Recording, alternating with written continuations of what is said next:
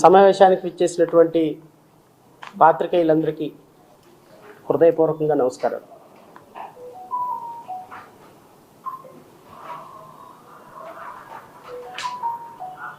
ఒక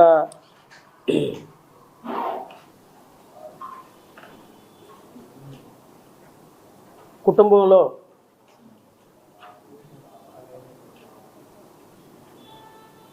నలుగురు పిల్లలు ఉన్నారు. అందులో ఒక పిల్లవాడికి కళ్ళు లేవు, ఇంకో పిల్లవాడికి కాళ్ళు లేవు, ఇంకో పిల్లవాడికి చేతులు లేవు, ఇంకో పిల్లవాడికి గుండెలో ఒక పెద్ద హోల్ ఉంది. ఎంతకాలం బతుకుతాడో తెలియదు.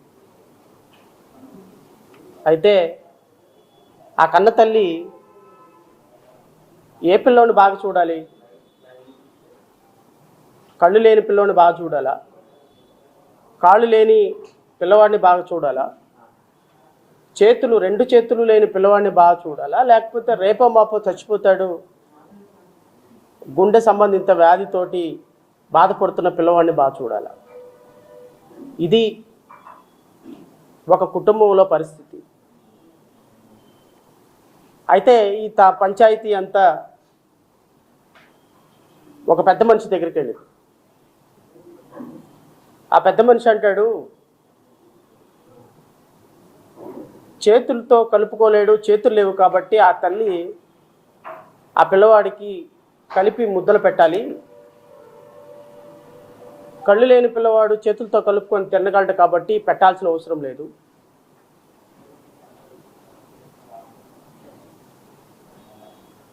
కాళ్ళు లేని పిల్లవాడికి తల్లి పెట్టాల్సిన అవసరం లేదు. చేతులు లేని పిల్లవాడికి తల్లి కలిపి పెట్టాలి, మిగతా వాళ్ళు ఎలాగైనా బ్రతుకుతారు అని ఒక పెద్ద మనిషి తీర్పు చెప్పాడు. ఇంకో పెద్ద మనిషి దగ్గరికి వెళ్ళింది ఈ తీర్పు. కళ్ళు లేని పిల్లవాడు అన్నంలో ఏం కలుపుకుంటున్నాడో తెలీదు, ప్లేట్ ఎక్కడి నుంచి తెచ్చుకోవాలో తెలీదు, అన్నం ఎలా పెట్టుకోవాలో తెలీదు. కానీ కళ్ళు లేని పిల్లవాడికి ఆ తల్లి సహకరించి ఆ కళ్ళు లేని పిల్లవాడికి అన్నం కలిపి పెడితే బాగుంటుంది, మిగతా ముగ్గురు పిల్లల్ని వదిలేస్తే ఇబ్బంది ఉండదు అని ఇంకో పెద్ద మనిషి తీర్పు చెప్పాడు. ఇంకో పెద్ద మనిషి దగ్గరికి వెళ్తే రెండు కాళ్ళు లేని నడవలేని పరిస్థితిలో ఉన్న అబ్బాయి ఒక అంగుళం కూడా కదలలేడు. కదలలేని ఈ అబ్బాయికి తల్లి దగ్గరుండి అన్నం పెడితే చాలా బాగుంటుందేమో అని అనుకుంటాడు. ఇంకో పెద్ద మనిషి దగ్గరికి తీర్పుకి వెళ్తే ఆ పెద్ద మనిషి అంటాడు, గుండెలో పెద్ద హోల్ ఉన్నటువంటి పిల్లాడు ఎంతకాలం బతుకుతాడో తెలీదు, మిగతా వాళ్ళు చాలా కాలం బతుకునే అవకాశం ఉంటుంది కాబట్టి త్వరగా చనిపోయి ఎప్పుడు చనిపోతాడో తెలియని పిల్లవాడికి తల్లి బాగా చూసుకొని అన్నం కలిపి పెడితే బ్రతికినంతకాలం తల్లి సేవలో బాగుంటాడు కాబట్టి ఆ పిల్లోడిని తల్లి చూసుకోవాలని చెప్తారు. ఆంధ్రప్రదేశ్ రాష్ట్రంలో ఎస్సీ వర్గీకరణ మీద ఇచ్చినటువంటి తీర్పు నేను చెప్పిన కథకి కరెక్ట్గా సరిపోతుంది.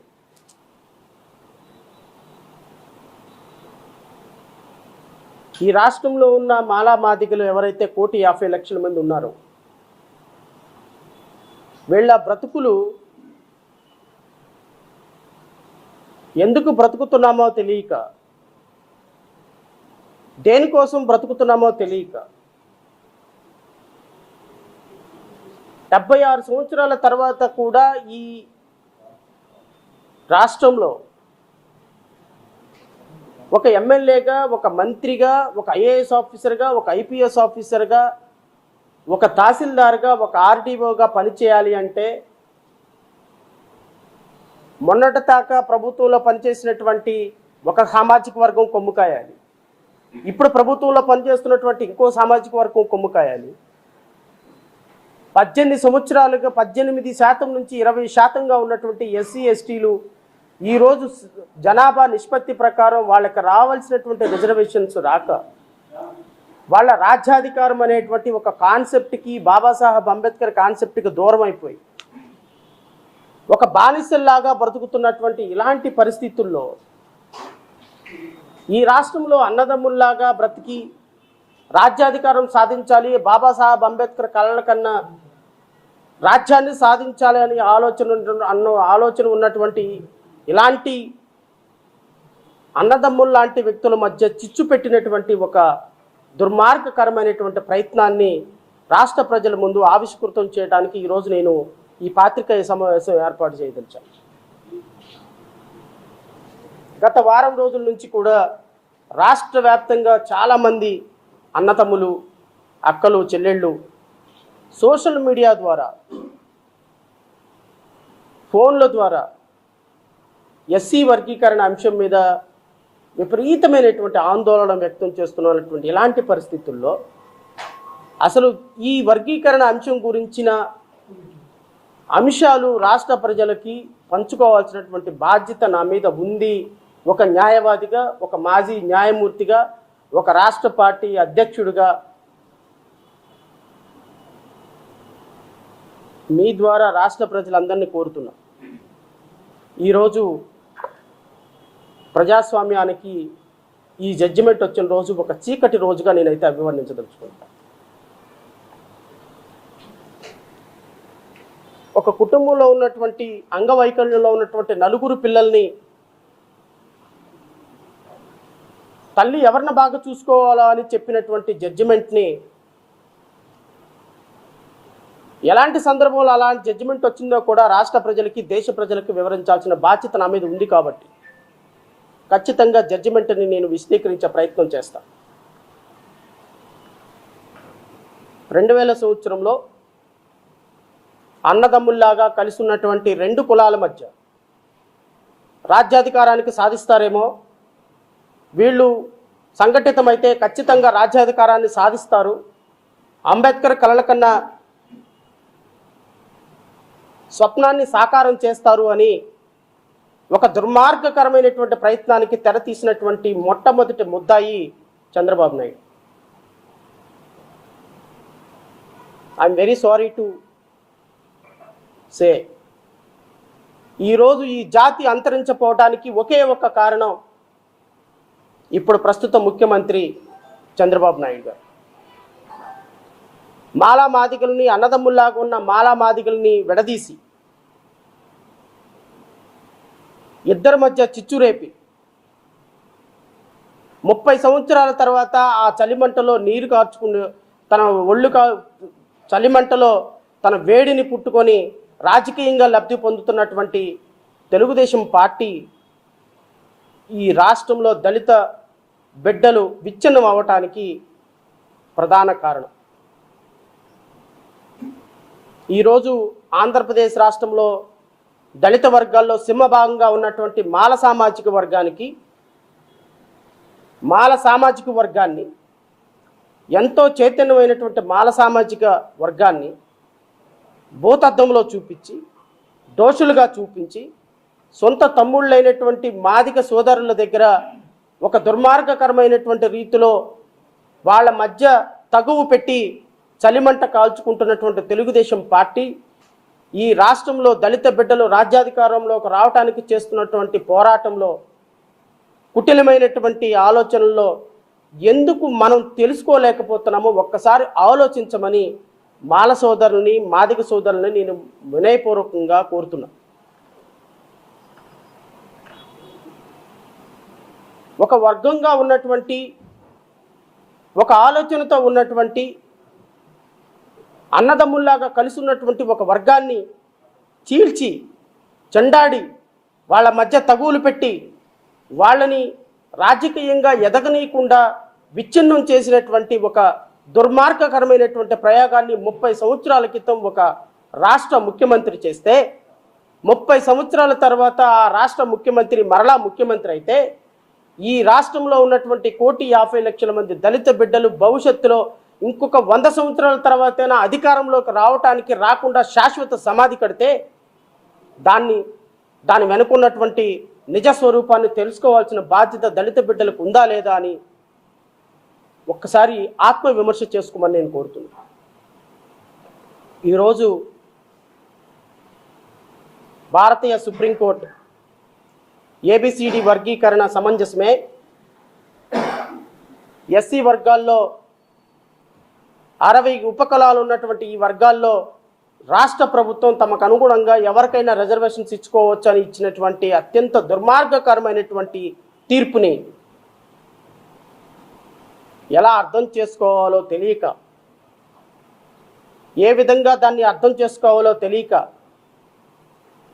భారతీయ జనతా పార్టీ కనుసన్నల్లో పనిచేస్తున్నటువంటి కొన్ని వ్యవస్థల్ని, కేంద్ర ప్రభుత్వం కనుసన్నల్లో పనిచేస్తున్నటువంటి ఒక వ్యవస్థని, అత్యంత దురదృష్టకరమైనటువంటి వ్యవస్థని, ఈ రాజ్యాంగంలో 3వ అంగంగా జ్యుడిషియరీగా ఉన్నటువంటి వ్యవస్థని ఈరోజు అనుమానించాల్సి రావటం అత్యంత దురదృష్టకరమని నేను భావిస్తున్నా.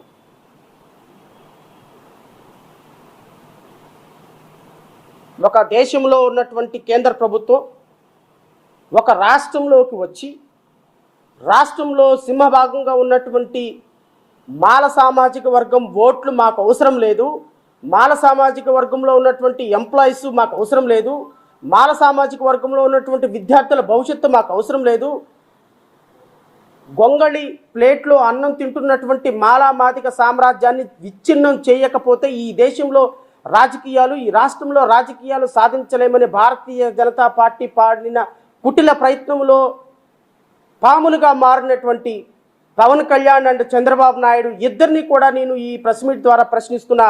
మీరు మాల సామాజిక వర్గానికి చేయబోతున్నటువంటి ద్రోహాన్ని జాతి ఏ విధంగా క్షమించగలుగుతుందో ఒక్కసారి ఆలోచించమని కోరుతున్నా. ఒక రాష్ట్ర ప్రభుత్వంలోకి వెళ్ళి తెలంగాణలో మాదిగ సామాజిక వర్గానికి ఎంఆర్పిఎస్ ఉద్యమానికి మేము ఊతమిస్తున్నాము, ఇక్కడ ఏబిసిడి వర్గీకరణకి మేము పూర్తి స్థాయిలో మద్దతు ఇస్తున్నామని చెప్పి ఒక ప్రధానమంత్రి కూర్చొని ఒక కులానికి, ఒక మతానికి, ఒక ప్రాంతానికి వెళ్ళి అక్కడ ఉన్నటువంటి అన్నదమ్ముల మధ్య చిచ్చు పెట్టడం భారతీయ జనతా పార్టీకి కరెక్టేనా అని నేను అడుగుతున్నా.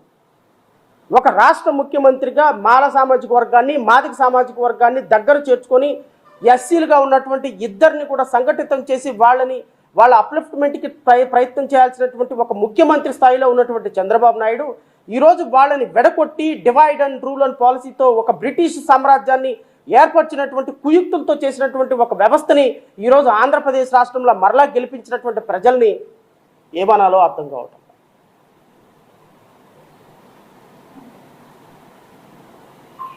రిజర్వేషన్స్ ఇచ్చింది ఆర్థిక అసమానతల, ప్రాంతీయ భేదాలతోటి కాదు. Article 341 of Indian constitution. నేను క్రిమిలేయర్ గురించి మరలా తర్వాత వస్తా.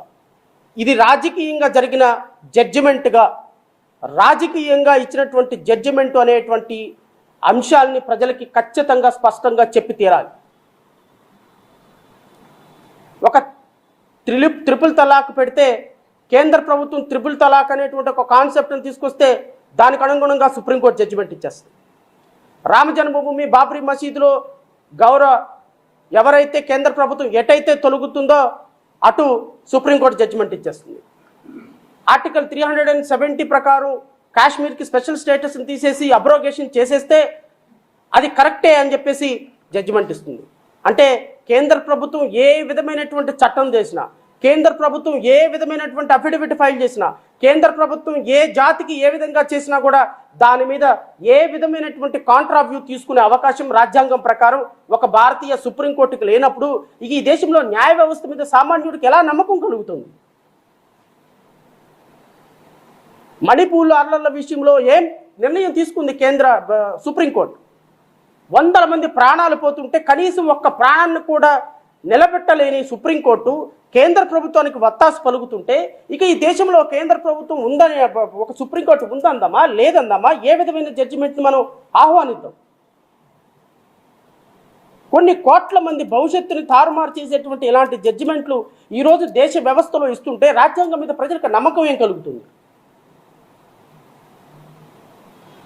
అడిగిందేంటి, చెప్పేదేంటి, రాసేదేంటి? కేంద్ర ప్రభుత్వం లాంటి ఒక భారతీయ జనతా పార్టీ ఈరోజు తెలంగాణలో, ఆంధ్రాలో ఒక ఎష్యూరెన్స్ ఇచ్చింది కాబట్టి ఆ ఎష్యూరెన్స్ అనుగుణంగా జడ్జిమెంట్ రావాలి కాబట్టి ఖచ్చితంగా కేంద్ర ప్రభుత్వం ఏదైతే కోరిందో, పూజారి ఏమైతే కోరాడో దేవుడు అదే వరమిస్తున్నాడు. దేవుడు ఏదైతే కావాలనుకుంటున్నాడో పూజారి అదే అడుగుతున్నాడు. ఈరోజు కేంద్ర ప్రభుత్వానికి అనుగుణంగా ఏ జడ్జిమెంట్, ఏ అఫిడవిట్ వేసిన కేంద్ర ప్రభుత్వానికి అనుగుణంగా జడ్జిమెంట్లు వచ్చేస్తుంటే ఇక దేశంలో న్యాయ వ్యవస్థ మీద నమ్మకం ఎలా కలుగుతుంది? రంజన్ గొగోయ్ లాంటి ఒక మాజీ చీఫ్ జస్టిస్ ట్రిపుల్ తలాక్ జడ్జిమెంట్ ఇచ్చి రామ్ జన్మభూమికి జడ్జిమెంట్ ఫేవర్గా సెంట్రల్ గవర్నమెంట్కి ఇచ్చినటువంటి జడ్జిమెంట్లలో ఒక మాజీ ప్రధాన న్యాయమూర్తి రాజ్యసభ ఎంపీగా కేంద్ర ప్రభుత్వంలో చేరిపోయిన తర్వాత ఇక ఈ దేశ వ్యవస్థలో న్యాయమూర్తుల యొక్క పోస్ట్ రిటైర్మెంట్ తర్వాత న్యాయమూర్తుల యొక్క ఇచ్చిన తీర్పులకి ఏ విధంగా వ్యాలిడిటీ ఉంటుందో ఒకసారి ఆలోచించమని కోరుతున్నా. దేనికోసం ఇలాంటి జడ్జిమెంట్లు ఇస్తున్నారు మీరు? దేనికోసం ఇలాంటి జడ్జిమెంట్ల మీద కొన్ని కోట్ల మంది ప్రజల యొక్క మనోభావాలను దెబ్బతీస్తున్నారు? లీగల్ ప్రిన్సిపల్స్ని పక్కన పెట్టి కేంద్ర ప్రభుత్వం అఫిడవిట్ వేస్తే దానికి అనుగుణంగా జడ్జిమెంట్ వెళ్ళిపోతూ ఉంటే ఇక ఈ దేశంలో సామాన్యుడికి న్యాయ వ్యవస్థ మీద నమ్మకం ఎక్కడ కలుగుతుంది? ఇది ఖచ్చితంగా ఆలోచించాలి. అటుపక్క తెలంగాణ ప్రభుత్వం తీర్పు వచ్చి రాకముందే రేవంత్ రెడ్డి అద్భుతమైనటువంటి జడ్జిమెంట్ మేము ఇంప్లిమెంట్ చేస్తామంటే, ఏమయ్యా ఇంప్లిమెంట్ చేస్తావు? నీ దగ్గర క్వాంటిఫైడ్ డేటా ఉందా? సపోర్టింగ్ డేటా ఉందా? సుప్రీంకోర్టు చెప్పినట్టుగా ఎవరు ఏ కులాల్లో ఉపకులాల్లో ఎంతమంది ఉద్యోగస్తులు ఉన్నారు, ఎంతమంది ఉద్యోగస్తులు లేరు, ఎంతవరకు వాళ్ళు ఉపాధి పొందుతున్నారు, క్వాంటిఫైడ్ డేటా ఉందా, రిలయబుల్ డేటా ఉందా? ఏం డేటా లేకుండా మీరు జడ్జిమెంట్ ఆహ్వానిస్తున్నామని ఎలా చెప్పగలుగుతారు? అంటే అర్థం ఏంటి? మీరు ప్రీ కన్సీవ్డ్ మైండ్ తోటి రాష్ట్ర ప్రభుత్వం ఇచ్చినటువంటి అటుపక్క రేవంత్ రెడ్డి, ఇటుపక్క చంద్రబాబు నాయుడు, కేంద్ర ప్రభుత్వం ఇంకో పక్క పవన్ కళ్యాణ్, వీళ్ళ నలుగురు కలిసి రాష్ట్రంలో ఉన్నటువంటి 2 రాష్ట్రాల్లో ఉన్నటువంటి 2.5 కోట్ల మంది మాలల జీవితాల్లో మృగ్యం చేస్తుంటే ఇక ఈ రాష్ట్రంలో ఈ 2 రాష్ట్రాల్లో మాలల పరిస్థితి ఏంటి అంటే, వాళ్ళ భవిష్యత్తు ఏంటి అంటే, ఎంప్లాయ్మెంట్ పరిస్థితి ఏంటి? ఈ జాతిలో పుట్టడం కంటే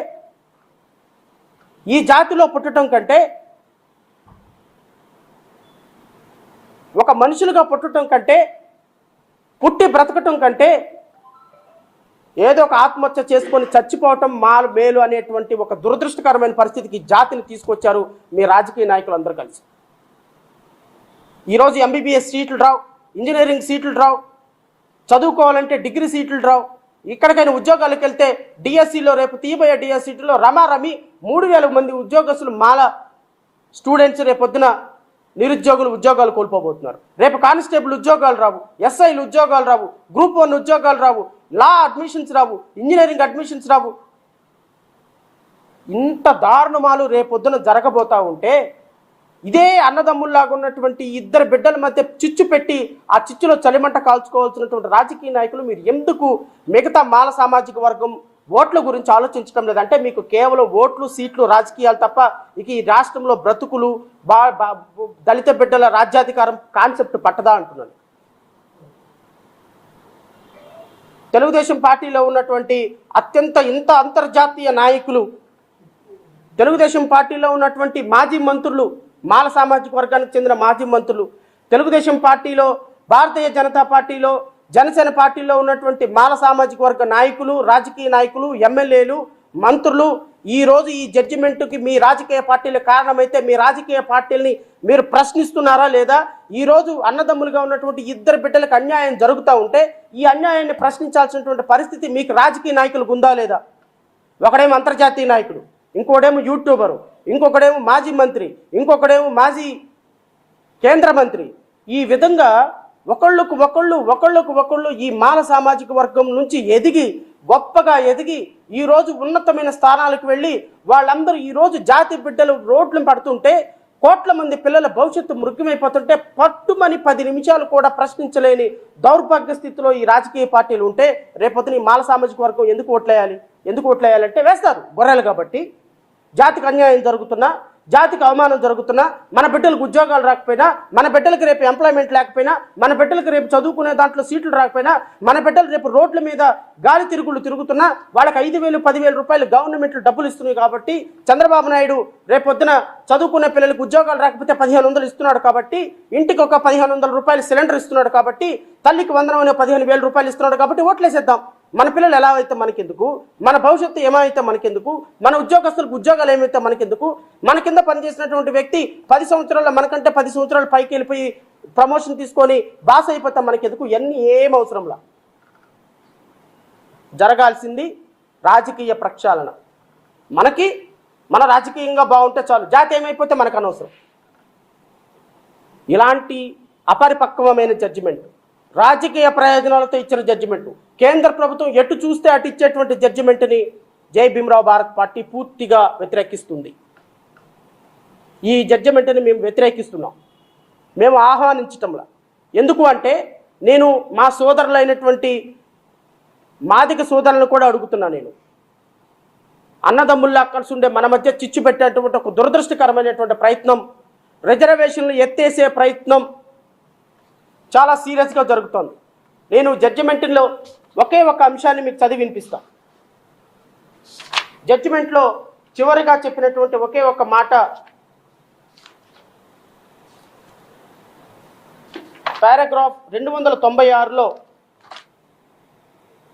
7th para, that the finding of M. Nagaraju, Jarnal Singh and Devinder Singh to the effect that creamy layer principle is also applicable to scheduled caste and scheduled tribe lays down is correct proposition of law. That the criteria for exclusion of the creamy layer from the scheduled caste and scheduled tribe for the purpose of affirmative action could be differed from the criteria as applicable to other backward classes. What judgment says? SC ఎస్టీలకి creamy layer apply అవుతుంది అంట. క్రిమి layer ఎందుకు apply అవుతుందండి SC ఎస్టీలకి? Creamy layer అంటే కూడా ఏందో మీకు చెప్తా. ఒక SC either Mala or Madiga ఎవరైనా కానీ ఒక ఎస్సీ వ్యక్తి టీచర్గా అపాయింట్ అయితే, ఒక ఎలిమెంటరీ స్కూల్కి 1 నుంచి 5వ తరగతి వరకు ఒక టీచర్గా అపాయింట్ అయితే, ఒక కానిస్టేబుల్గా అపాయింట్ అయితే, ఒక అటెండర్గా అపాయింట్ అయితే, ఒక స్కావెంజర్గా అపాయింట్ అయితే, ఒక రోడ్లు ఊడ్చేటువంటి మున్సిపాలిటీలో ఒక స్కావెంజర్గా అపాయింట్ అయితే అతనికి రిజర్వేషన్ అక్కడ నుంచి ఇంకా వాళ్ళ పిల్లలకు వర్తించదు. దిస్ ఇస్ కాల్డ్ క్రిమి లేయర్. ఒక్కసారి నువ్వు రిజర్వేషన్ వాడుకొని కనుక ఒక స్కావెంజర్గా, ఒక 4th క్లాస్ ఎంప్లాయీగా కానీ జాయిన్ అయితే ఇంకా వాళ్ళ పిల్లలు ఎంత వర్స్ట్ కండిషన్లో ఉన్నా ఆ పిల్లలకి క్రిమి లేయర్ సిస్టంలో ప్రకారంగా రిజర్వేషన్ వర్తించదు. అంటే రేపు ఒక మాదిగ సోదరుడు రేపొద్దున రిజర్వేషన్లో ఒక చిన్న 1 నుంచి 5వ తరగతి వరకు ఒక చిన్న ప్రిన్సిపల్ ఒక చిన్న స్కూల్లో ఎస్జిటి టీచర్గా అపాయింట్ అయితే ఇక అక్కడ నుంచి వాళ్ళ పిల్లలకి రిజర్వేషన్ వర్తించదు. దట్ ఈస్ కాల్డ్ క్రిమి లేయర్. ఒక్కసారి ఒక రిజర్వేషన్ వాడుకొని కనుక ఒక వ్యక్తి కనుక ఒక పోస్టులోకి వెళ్ళిపోతే వాళ్ళ పిల్లలకి క్రిమి లేయర్ వర్తించదు, ఇక రిజర్వేషన్ వర్తించదు. రిజర్వేషన్ వర్తించకుండా చేయాల్సినటువంటి బాధ్యత కూడా రాష్ట్ర ప్రభుత్వాలదే అంటూ రాష్ట్ర ప్రభుత్వాలకు అధికారం ఇచ్చినటువంటి judgement. Is it a fault for consideration before a Honorable Supreme Court? Whether the creamy layer system is correct or not, will it be applicable to the state government, scheduled caste and scheduled tribes as per Article 341 or 342? Is it a fault for consideration before a Honorable Supreme Court? No. Why Supreme Court has discussed at length? నీ ముందు లేని అంశాన్ని, నీకు సంబంధం లేని అంశాన్ని, నీ ముందు ప్లీడ్ చేయని అంశాన్ని, నీ ముందు ఎవరి కోరని అంశాన్ని సుప్రీంకోర్టు క్రిమి లేయర్ ప్రిన్సిపల్ కూడా ఎస్సీ ఎస్టీలకు వర్తిస్తుంది అని చెప్పింది అంటే అర్థం ఏంటి? రిజర్వేషన్స్ని తీసివేయాలి అనేటువంటి ఒక దుర్మార్గకరమైనటువంటి ప్రయత్నం Bharatiya Janata party central government ముసుగులో సుప్రీంకోర్టు ఈ జడ్జిమెంట్ తోటి మొదలుపెట్టింది. ఈరోజు ఈ జడ్జిమెంట్ తోటి రేపటి నుంచి ఉద్యోగాలు పొందిన ఏ మాదిగ సోదరుడికి, మాల సోదరుడికి, 60 ఉపకులాల్లో ఉన్నటువంటి వ్యక్తులకి క్రిమి లేయర్ వర్తింప చేయటం ద్వారా ఏ ఒక్కరికి వారి పిల్లలకి రిజర్వేషన్ రావు, వాళ్ళ పిల్లలకి ఉద్యోగాలు రావు, వాళ్ళ పిల్లలకి స్కూల్ బుక్స్ రావు, వాళ్ళ పిల్లలకి స్కూల్ రీఎంబర్స్మెంట్ రాదు, వాళ్ళ పిల్లలకి ఏ విధమైన రిజర్వేషన్ బెనిఫిట్స్ అప్లై రాకుండా చేసినటువంటి ఒక దుర్మార్గకరమైనటువంటి రిజర్వేషన్ పాలసీని సుప్రీంకోర్టు కేంద్ర ప్రభుత్వం ద్వారా ఎత్తేయాలని చూస్తుంటే ఎందుకు ఈ జాతి నిద్రపోతుంది? ఎందుకు ఈ రాష్ట్ర ప్రభుత్వాలు ప్రశ్నించలేకపోతున్నాయి? నేను అడుగుతున్న సమాజాన్ని. Reservation reservation reservation reservation. ఇక్కడ కూర్చున్న చాలామంది మిత్రులు, పొలిటికల్ పాత్రికేయ మిత్రులు కూడా ఒక చాలా సీరియస్గా ఒక డిస్కషన్ జరుగుతుంది. ఎందుకు ఆ రిజర్వేషన్ ప్రతిసారి? ఎక్కడ ఆ రిజర్వేషన్ ప్రతిసారి? ఎందుకు ఇవ్వాలి మీకు రిజర్వేషన్ ప్రతిసారి? నేను మీ ద్వారా రాష్ట్ర ప్రజలను కూడా అడుగుతున్నా. 100లో 15% ఉద్యోగాల్లో మాత్రమే రిజర్వేషన్ ఉంది. 85 ఉద్యోగాల్లో రిజర్వేషన్ లేదు. నేను అడుగుతున్నా, మీ ద్వారా రాష్ట్ర ప్రజలను అడుగుతున్నా, ఈ దేశాల్లో ప్రజలను అడుగుతున్నా, నేషనల్ని అడుగుతున్నా. నేను రాష్ట్ర ప్రభుత్వాలను కూడా డిమాండ్ చేస్తున్నా, దమ్ము ధైర్యం ఉంటే ఈ రాష్ట్రంలో ఒక సర్వే చేయండి. ఇక్కడ ఉన్న ఆంధ్రప్రదేశ్లో ఉన్నటువంటి చంద్రబాబు నాయుడు కాపు అండ్ కమ్మ ప్రభుత్వాలు, ఎస్సీలు ఎవరు ప్రభుత్వంలో లేరు, ఎస్సీ ముఖ్యమంత్రి ఎవరు లేరు. అటుపక్కన్న రేవంత్ రెడ్డి సామాజిక వర్గం. సో మీరు రెడ్డి సామాజిక వర్గం.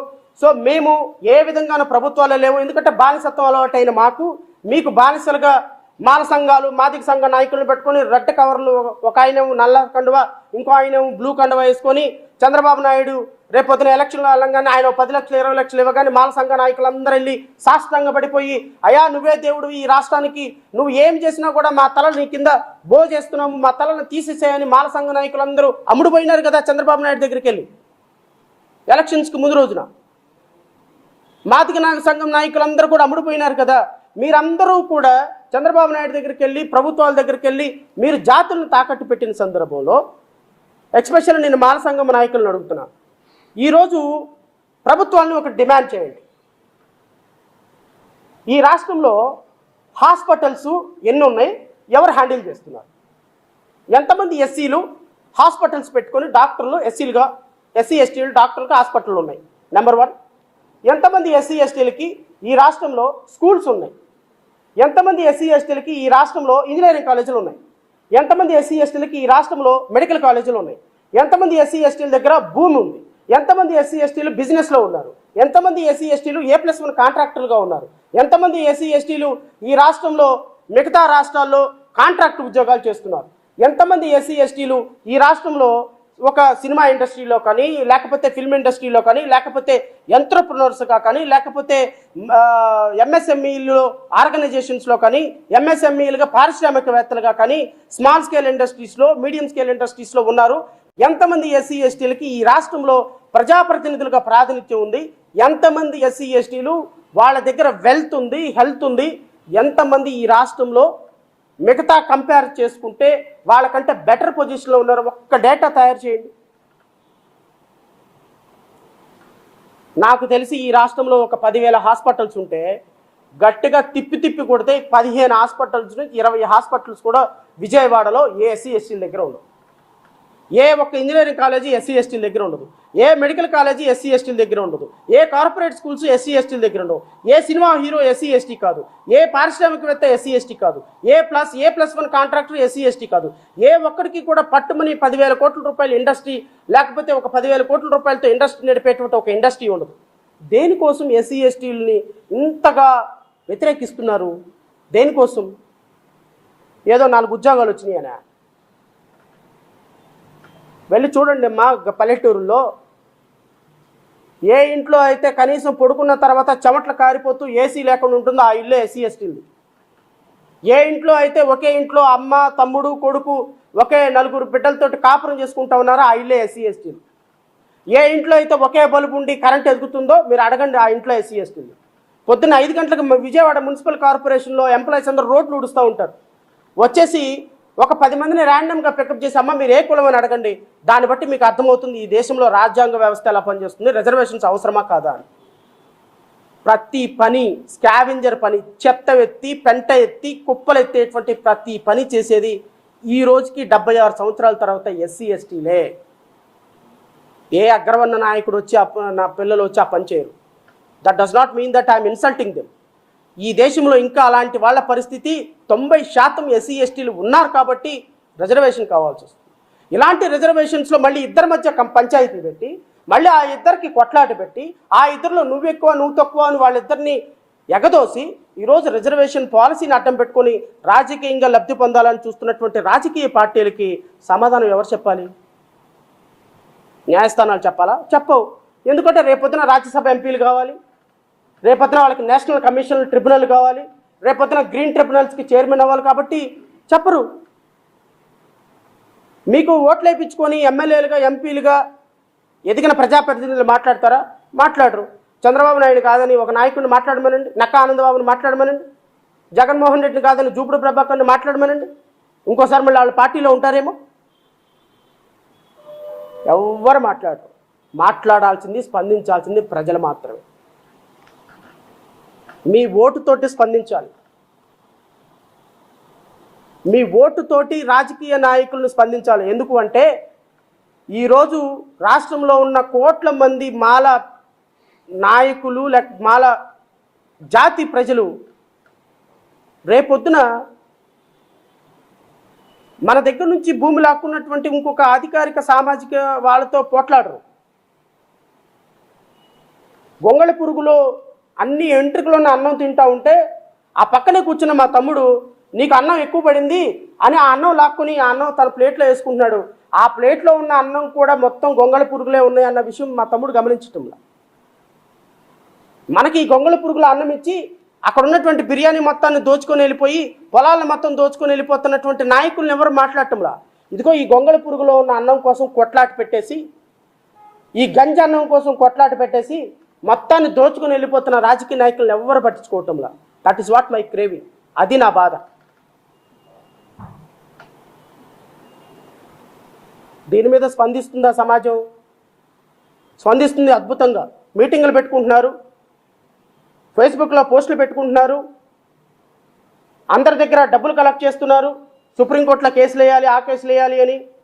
మళ్ళీ చివరికి అడిదిరికి ఎవరైతే వర్గీకరణ చేశారో వాళ్ళ దగ్గరికి వెళ్ళి అయ్యా నీ పాదాల కింద ఉన్నాము, నువ్వు ఏ విధంగా చేసినా పర్లేదు అని చంద్రబాబు నాయుడు దగ్గరికి వెళ్ళి దాసోహం అయిపోయి మాల సంఘ నాయకులందరూ కూడా, పెద్ద పెద్ద అంతర్జాతీయ నాయకులందరూ కూడా దాసోహం అయిపోతారు. నేను అందరిని అనటంలా, చాలామంది జాతి కోసం పనిచేసే నాయకులు ఉన్నారు, వారందరికీ కూడా నేను పాదాభివందనం చేస్తున్నాను.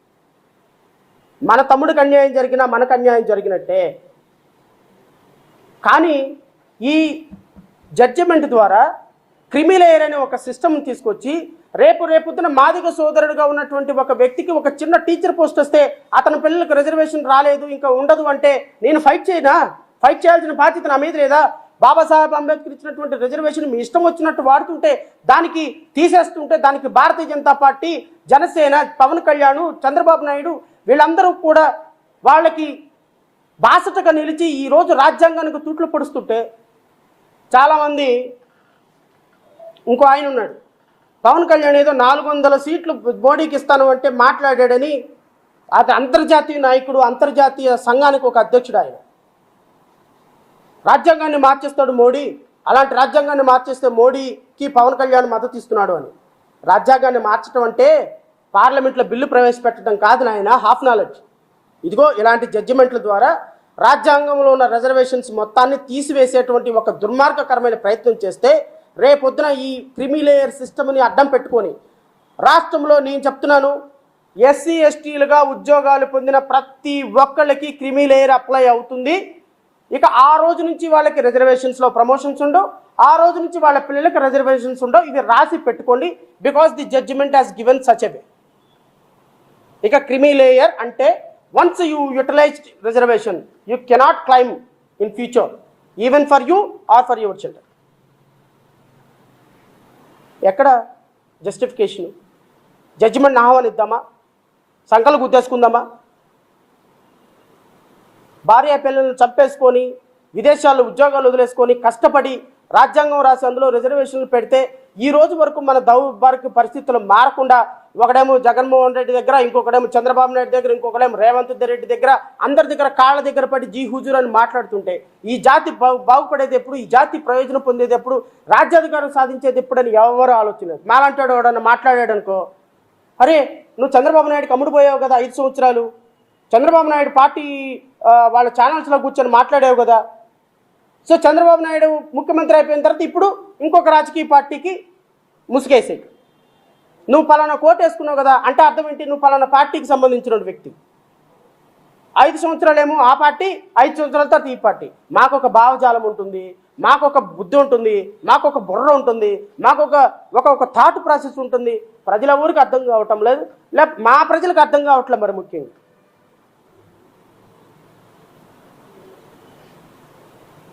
దేర్ఫోర్ నేను రాష్ట్ర ప్రజలని, జాతి ప్రజలని, ఈ జడ్జిమెంటు కేవలం ఒక్క మాలలకే అన్యాయం చేస్తుంది అనే మాటని దయచేసి మర్చిపోండి. ఈ జడ్జిమెంట్ తాత్కాలికంగా మీకు ఒక 7% రిజర్వేషన్ ఇస్తుందేమో, గుర్తుపెట్టుకోండి. ఈ జడ్జిమెంట్ ద్వారా రిజర్వేషన్ పొందిన ప్రతి మాదిక సోదరుడు వాళ్ళ పిల్లలకు రిజర్వేషన్ కోల్పోతున్నాడు. This is what a creamy layer. ఇది మోడీ, చంద్రబాబు నాయుడు, పవన్ కళ్యాణ్ గూడు పుటానీతో ఆడినటువంటి ఒక కపట నాటకం. కేంద్ర ప్రభుత్వం అధికారికంగా అఫిడవిట్ ఫైల్ చేసి సుప్రీంకోర్టులో ఇప్పించినటువంటి జడ్జిమెంట్. సో ఈ జడ్జిమెంట్ని అనుసరించి ఇది రాష్ట్ర ప్రభుత్వం ఇంప్లిమెంట్ చేస్తుంది, చాలా యుద్ధ ప్రాతిపాదికను ఇంప్లిమెంట్ చేస్తుంది అని అయితే నేను నమ్ముతున్నా. ఎందుకంటే ఈ జడ్జిమెంటు ఈ రిజర్వేషన్కి ఆద్యుడు చంద్రబాబు నాయుడే కాబట్టి ఒక్క క్షణం కూడా ఆలోచించకుండా ఖచ్చితంగా దీని మీద ఇంప్లిమెంటేషన్కి వెళ్ళిపోతాడు. ఇంప్లిమెంటేషన్కి వెళ్ళాలి అంటే చంద్రబాబు నాయుడు గారి ప్రభుత్వం చేయాల్సిన ఒకే ఒక్క పని క్వాంటిఫైడ్ డేటా సపోర్ట్ చేయాలి ఆయన. నేను రాష్ట్రంలో ఉన్నటువంటి ప్రతి ఒక్క దళిత బిడ్డని, ప్రజాస్వామ్యవాదిని అడుగుతున్నా. రాజ్యాంగాన్ని రక్షించబడాలి, రాజ్యాంగం అని కోరుకున్న ప్రతి ఒక్కళ్ళు కోరుతున్నా. రాష్ట్ర ప్రభుత్వాలు ఈ క్వాంటిఫైడ్ డేటా తయారు చేసే విషయంలో పూర్తిగా ప్రజలందరూ తిరగబడాలి. ఈ judgment not only affecting the Dalit community, it is also affecting the entire constitution. It is also affecting the dream of doctor BR Ambedkar. అసలు 341 ఆర్టికల్ ప్రకారం రిజర్వేషన్స్ ఇచ్చింది ఆర్థిక అసమానతలను చూసా కాదే, వెనుకబాటుతనాన్ని చూసి రిజర్వేషన్స్ వచ్చినాయి, అన్టచబిలిటీని చూసి రిజర్వేషన్స్ వచ్చినాయి. నువ్వు ఒక ఐపీఎస్ ఆఫీసర్ అయినా, నువ్వు ఒక ఎమ్మెల్యే అయినా, నువ్వు ఒక ఐఏఎస్ ఆఫీసర్ అయినా, అరే వాడు మాల కలెక్టరు, వీడు మాదిగా ఎస్పీ, ఇదిగో వీడు పలానా జడ్జి అంటుంటారు. అంటే అర్థం ఏంటి? నువ్వు ఎంత గొప్ప స్థాయికి వెళ్ళినా నీకు స్టిగ్మా, దళిత అనేటువంటి ఒక స్టిగ్మా నీ వెనక ఫాలో అవుతుంది కాబట్టి రిజర్వేషన్స్ ఇచ్చారు. అంతేగాని క్వాంటిఫైడ్ డేటా లేకపోతే క్రిమి లేయర్ అంటే ఆర్థికంగా కొంచెం ఎదిగితే నా కలెక్టర్కి ఎస్సీ ఎస్టీ స్టిగ్మా పోతుందా? లేకపోతే ఒక స్కూల్ టీచరు ఒక ఉద్యోగం పొందగానే అతను పునీతుడు అయిపోతాడా? ఇంకా రిజర్వేషన్ అవసరం లేదా ఆ కుర్రాడికి? రిజర్వేషన్ ఇచ్చింది ఆర్థిక అసమానతలను బేస్ అయితే మీరు పెట్టండి, నో ప్రాబ్లం. రిజర్వేషన్స్ వచ్చింది ఆర్టికల్ 341 ప్రకారం వెనుకబడతనాన్ని బట్టి, ఒక స్టిగ్మా బట్టి, ఒక అన్టచబిలిటీని బట్టి. ఈ అన్టచబిలిటీ పోనంత వరకు, ఈ వెనుకబడతనం పోనంత వరకు రిజర్వేషన్ కంటిన్యూ అవ్వాలి. కానీ దీనికి క్రిమిలేయర్ కాన్సెప్ట్ ఎలా అప్లై అవుతుంది? ముందు మీరు వెనుకబడతనాన్ని తీసేయండి, ముందు అన్టచబిలిటీని తీసేయండి. గ్రామాల్లో ఇప్పటికీ 2 క్లాసుల వ్యవస్థ కొనసాగుతుంది. గ్రామాల్లో ఇప్పటికీ ఓటైన కొన్ని వందల గ్రామాలు ఉన్నాయి. నేను ఒక్కటే మాట అడుగుతున్నా, నేను ఒక ఎస్సీగా నా బిడ్డని చేసుకోవడానికి ఒక బ్రాహ్మణ్ ముందుకొచ్చి ఇదిగో నేను ఇక్కడ మా అబ్బాయిని మీకు ఇస్తామని ఈరోజు ఏ ఒక్క అగ్రహారం వాళ్ళు మాట్లాడకుండా ఇద్దరిని కూడా పెళ్లి చేసేటువంటి వ్యవస్థను తీసుకురండి. రిజర్వేషన్స్ అవసరమే లేదు ఎవరికి. We don't want at bloody reservations at all. ఎవరికి కావాలి రిజర్వేషన్స్? అవసరం లేదు. అలాంటి వ్యవస్థను తయారు చేయండి. మీరేమో ఎస్సీ మహిళలకి సపరేట్గా ఒక పథకం పెట్టాము, వాళ్ళని పైకి తీసుకురావాలి, వాళ్ళు ఇంకా అన్టచబిలిటీలో ఉండాలని ముఖ్యమంత్రి అంటాడా? ఇక్కడికి వస్తే సరికేనేమో ఒక స్కూల్ టీచర్ ఉద్యోగం వస్తే రిజర్వేషన్స్ అవసరం లేదా? What kind of a logic is this? ఎప్పటికీ కూడా కులం పేరు చెబితే ఇళ్ళెవని పరిస్థితి, ఎప్పటికీ కూడా కులం పేరు చెప్తే ఒక అమ్మాయిని ఇవ్వని పరిస్థితి, ఇప్పటికీ కూడా కులం పేరు చెబితే ఒక హోటల్లోకి పిలిచి కూర్చోబెట్టి టిఫిన్ పెట్టలేని పరిస్థితి. ఇప్పటికీ కొన్ని వేల గ్రామాల్లో దళితులకి ఒక కాలనీలోకి, కొన్ని కాలనీలోకి అనుమతి లేదు, అగ్రహారాల్లోకి. ఇలాంటి వ్యవస్థ ఇంకా ఉన్నప్పుడు మీరు క్రిమిలేయర్ సిస్టమ్ పెట్టి రిజర్వేషన్ తీసేస్తాము, ఒక 10,000 రూపాయలు ఉద్యోగం ఇచ్చి అంటే what kind of a logic is this behind the judgment? మన సమాజానికి అర్థం కాని పరిస్థితి ఇది. నేను విఘ్నులైనటువంటి మేధావులను అందరిని అడుగుతున్నా, ఈ జడ్జిమెంట్ ఒక వ్యవస్థ మొత్తాన్ని నిర్వీర్యం చేసే జడ్జిమెంట్. ఈ జడ్జిమెంట్ని ఖచ్చితంగా జై భీమ్రావ్ భారత్ పార్టీ సుప్రీంకోర్టులో అపీల్ చేస్తుంది. ఎట్టి పరిస్థితుల్లో ఈ జడ్జిమెంట్ కొనసాగటానికి అవకాశం లేదు. మేము దీని లీగల్ కాన్సిక్వెన్స్ మొత్తాన్ని కూడా ఎగ్జామిన్ చేస్తున్నాము. ఖచ్చితంగా మా కమిటీతో నిర్ణయించి, రాష్ట్రంలో పెద్దలతో నిర్ణయించి, ఖచ్చితంగా ఈ జడ్జిమెంట్ విషయంలో ఏ విధమైనటువంటి లోపాలు ఉన్నాయో చూసి వాటిని సుప్రీంకోర్టు ధర్మాసనం దృష్టికి తీసుకువెళ్లాల్సినటువంటి బాధ్యత మాకుంది. ఎందుకంటే we don't have another alternative system except believing judiciary.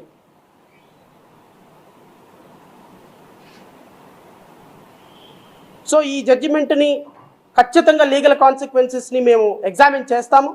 అన్ని ప్రజా సంఘాలను కలుపుకొని, అన్ని ప్రజా నాయకులను కలుపుకొని, అన్ని రాజకీయ పార్టీలను సంప్రదిస్తాం. ఖచ్చితంగా ఈ జడ్జిమెంటు అమలు పరచకుండా మద్దతు కోరుతాం. అవసరమైతే మాదిగ సోదరులను కూడా మనకు జరుగుతున్న అన్యాయాన్ని వాళ్ళకి విశదీకరించడానికి, వాళ్ళకి చెప్పడానికి ప్రయత్నం చేస్తాం. మా సోదరులందరూ కూడా మొత్తం జాతి మొత్తానికి జరుగుతున్నటువంటి అన్యాయాన్ని అర్థం చేసుకుంటారని సహృదయ భావంతో మాట్లాడదాం. రేపొద్దున రాజ్యాధికారం వచ్చిన తర్వాత మన పంచాయతీ మనమే చూసుకుందాం. అవసరమైతే రిజర్వేషన్ 15% మీరే తీసుకోండి, మేము తీసుకుంటామా మీరు తీసుకుంటాం, రేపు పంచాయతీ. కానీ ఈరోజు పంచాయతీ కాదు ఇది. మన ముందున్నటువంటి ప్రధానమైనటువంటి కర్తవ్యం రాజ్యాధికారం. అది సాధించిన తర్వాత మనం సాధించడానికి ఎన్నో ఉంటాయి. అవన్నీ వదిలేసి ఈ 7% రిజర్వేషన్స్లో మన మీద కక్ష పూరితంగా చిచ్చు పెట్టేటువంటి రాజకీయ పార్టీల ట్రాప్లో పడద్దని నేను మా సోదరులను కూడా కోరుతున్నాను. మా సోదరులకు 10 రూపాయలు వచ్చినంత మాత్రం నాకేమీ వ్యతిరేకత ఉండదు. కానీ నీకు 10 రూపాయలు వచ్చిన మరుక్షణం నీ బిడ్డలకు రూపాయి కూడా రాకుండా రిజర్వేషన్ తీసేసే కాన్సెప్ట్ ఈ జడ్జిమెంట్లో ఉంటే మనం ఎలా దాన్ని ఆహ్వానిద్దాం? సో ఈ జడ్జిమెంట్ మీద పూర్తి స్థాయిలో సుప్రీంకోర్టుని ఆశ్రయిస్తాం. నెంబర్ 2, ఈ జడ్జిమెంటుని సహకరిస్తున్న ఈ జడ్జిమెంట్ లాంటి దాన్ని ఇంప్లిమెంట్ చేయాలి. ఈ జడ్జిమెంట్కి ఆదుడైనటువంటి తెలుగుదేశం పార్టీ కుటిల ప్రయత్నాలను కొనసాగించాం. ఖచ్చితంగా ప్రజా సంఘాలతో మాట్లాడతాం, ఉద్యమ సంఘాలతో మాట్లాడతాం, సంఘ నాయకులతో మాట్లాడతాం, రాజకీయ పార్టీలతో మాట్లాడతాం. అవసరమైతే చలో సీఎం ఇంటికి, చలో సెక్రటేరియట్కి కూడా పిలుపునిచ్చేటువంటి అంశాన్ని సీరియస్గా పరిశీలిస్తాం. లక్షలాదిగా సీఎం ఇల్లు ముట్టడించడానికి కూడా మేము సిద్ధంగా ఉన్నాం. ఒక మాల జాతి మొత్తాన్ని అంతరింపజేయడానికి చేసినటువంటి కుటిల ప్రయత్నాన్ని కొనసాగించే ప్రసక్తి లేదు. బాబాసాహెబ్ అంబేద్కర్ రాసిన రాజ్యాంగాన్ని విచ్ఛిన్నం కావడానికి 2 రాష్ట్రాల్లో ప్రజలు ఒప్పుకునే ప్రసక్తి లేదు. 2 రాష్ట్రాల్లో ప్రతి ఒక్కరూ సంఘటితం కావాల్సిందే. దీని మీద ఖచ్చితంగా కార్యాచరణ ప్రణాళిక రూపొందిస్తాం. అన్ని సంఘాలతో మాట్లాడతాం. ఖచ్చితంగా ఈ ఉద్యమాన్ని లీగల్గాను, పొలిటికల్గాను, పీపుల్స్ మూవ్మెంట్ గాను ముందుకు తీసుకెళ్తాం. ఎవరైతే ఈ రాజ్యాంగాన్ని విచ్ఛిన్నం చేయడానికి, అన్నదమ్ముల మధ్య చిచ్చుపడడానికి ప్రయత్నం చేసిన తెలుగుదేశం ప్రభుత్వాన్ని మాత్రం సమాధితో పాటు సమాధి చేసి 2029లో భూస్థాపితం చేసేంత వరకు మాలలు, మాదిగలు నడుం కట్టి స్వతంత్రంగా ఎదుగుతారని మనస్ఫూర్తిగా కోరుకుంటూ ఈ అవకాశం ఇచ్చిన మీడియా సోదరులందరికీ కూడా హృదయపూర్వకంగా నమస్కారాలు తెలియజేస్తున్నా. మీడియా సోదరులు ఎవరైనా ప్రశ్నలు ఉంటే మీడియా సోదరులు అడగొచ్చు. I'm very happy to answer.